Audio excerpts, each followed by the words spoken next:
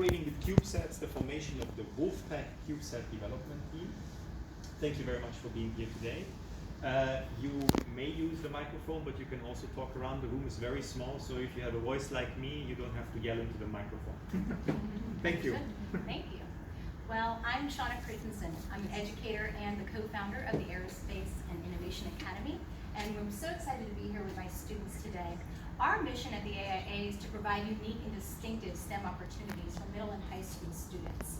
And one of the groups that we allow that to happen with is the Wolfpack CubeSat development team. Now I know that you're thinking, how can middle school students be building CubeSats? I mean, it seems bizarre when you think about university students doing that. But it really does take a few things, one of which is an educator who has a passion for that. My colleague Kevin Simmons started the CubeSat team about 7 years ago, where he was purposed to design, build, launch, and fly CubeSats with small students. And starting with small students is incredibly important, as we'll share with you in a few moments. But in particular, we want to share with you too that it takes a few other things besides just that grit and the desire to build those. And one of which is what we call the blue sky learning philosophy. What that means is it's okay to have ridiculously lofty goals if you break them down into parts. And the great part about working with young students is that they don't know that they can't build CubeSats. You can really take that energy early on and target that to help them to understand not only science, but of course a love of STEM that goes beyond. Now yes, it requires grit and a growth mindset, and that idea of embracing failure because it's going to happen, and to recognize that failure is an important part of the learning process. But it also takes just the tenacity to do so. And obviously you don't just sit down and say, hey, here's a CubeSat, we're gonna go ahead and make these proposals. It takes a little bit more where you start to break it down a little bit smaller. And so to share with you a little bit about how they learn some of the components of CubeSats, will be Gabe to talk with you a little bit about using high altitude balloons in order to understand telemetry. Did it go up? There it is. So before we can actually launch and start working on our CubeSats, we have to test the telemetry on them. That's why we use high-altitude balloon missions, otherwise known as HALs. High-altitude balloons are very large balloons that can go thousands of feet into the atmosphere. This allows students of the WCDT to test telemetry and gather data from their subsystems and hardware. It also gives them a better idea of what they're really working with, and it allows them to do better with their CubeSats. Here's Ava to talk about what a CubeSat is. Thank you, Gabe. So a CubeSat is a mini satellite for space research and other projects, and it is typically 10 centimeters by 10 centimeters by 10 centimeters, and it weighs less or is equal to 1.33 kilograms, and this is for a 1 unit. Depending on your mission and how much space you need, your CubeSat could be a 1U, 2U, 3U, 4U, 5U, 6U, or even a 12U. It just depends on your mission, how much space you need. The creation of these CubeSats enabled engineering students to be able to design, build, test, and fly their own mini satellites with their own mission in less than 3 years. Before now, most flights were by universities, governments, the military, and now a few schools are also creating CubeSats. There are many different missions for your CubeSat, such as communications, remote sensing, physical and/or life sciences, and validating new technology.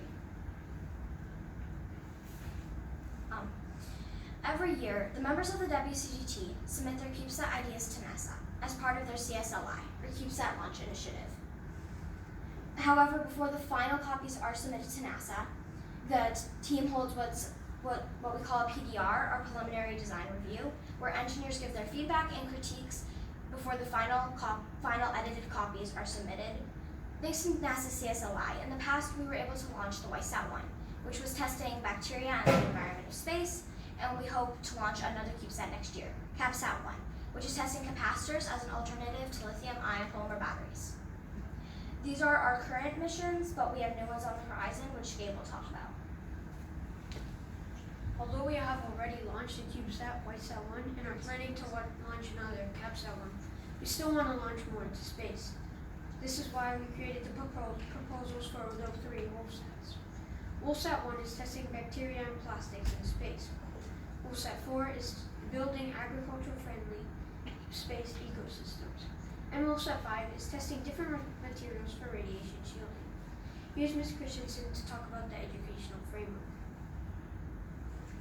So So obviously you see that it can be done. You can take small students and build satellites.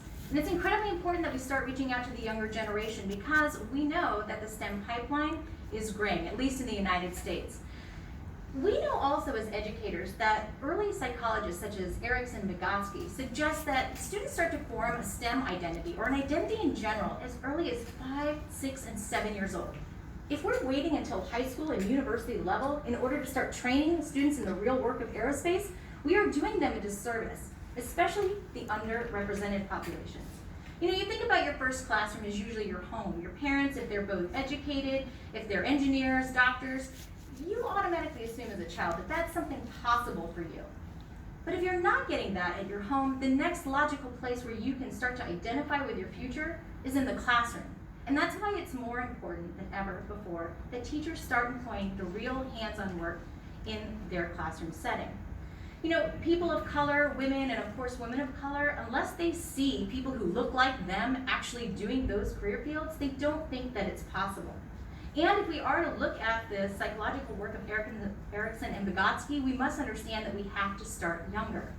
And so even though we're working with middle school students, what would happen is they would leave us and go off to high schools where they were no longer experiencing that hands-on, the connection between the industry and academia.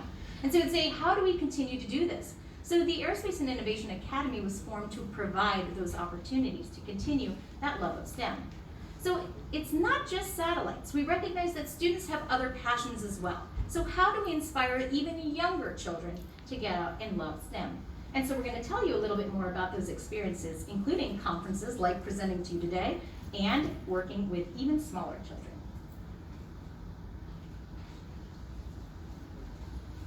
Students of the WCDT participate in many different outreach programs.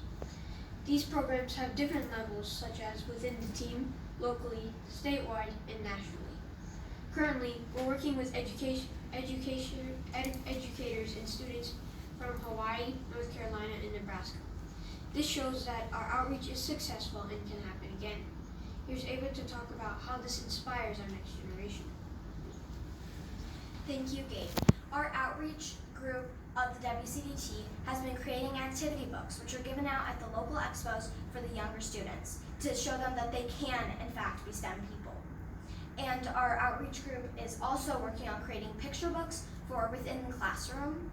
And members of the team may choose to mentor a younger student and teach them everything that they think that they'll need to know to have a future in the aerospace field. There's also the competition side of outreach, which the Wolfpack does participate in very often through competitions such as the Science Fair, Space Settlement, Genes in Space, and as you can see, many others. Here's Gabe with the results. Students of the members of the WCDT are very involved and want to do the many different competitions because of the opportunities that the WCDT provides them. Older and more experienced students participate in many different conferences, which sets a standard for the younger students. These younger students, when they participate, learn a lot about what they are doing in the WCDT, and this helps them achieve their goals. We will continue to provide opportunities for these more and more students because of the new creation of Space Club in Wolfpack. Here's Ms. Christensen to wrap it all up. We hope that you are as inspired as I am by our students every day and know that we are ready to collaborate with you as well. You know, since COVID, we've had to move online, and that pivot has ended up being a pretty positive thing overall for us. And so it enables us to reach out and work with people now from around the world. So we're ready for any questions if you have any. Thank you very much.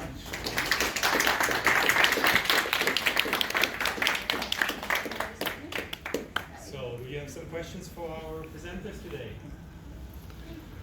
What is your motivation?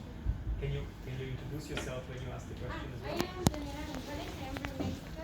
I am 17 years old. And my actually, what is your motivation?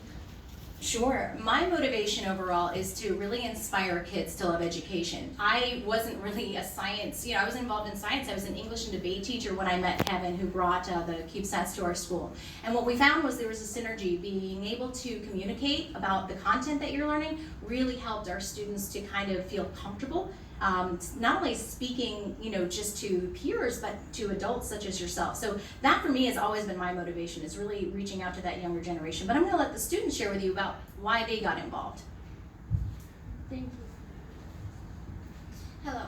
Well, I got involved in aerospace because of the many different opportunities and experiences that I wanted to be able to do and be able to, gain that knowledge and experience that I could use in other projects and other parts of my life.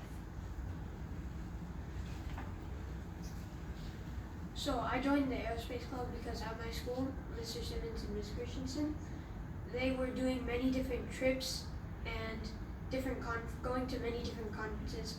And I also wanted to be part of that, so that's why I joined. Do we have any more questions? Yes, please introduce yourself. Hi, I'm Lauren Bullard from Dream Up in Washington, D.C. I'm wondering what has been the hardest part about working on CubeSats?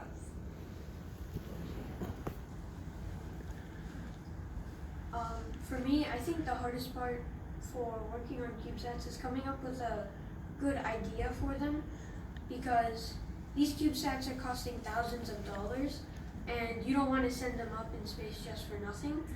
So you want to create a good idea that will get selected, but it can't be like too complex. And yeah. Yeah, I also have the same. I'm working on almost same work in your institute. I'm working at Curry Academy, and we are having same program like this.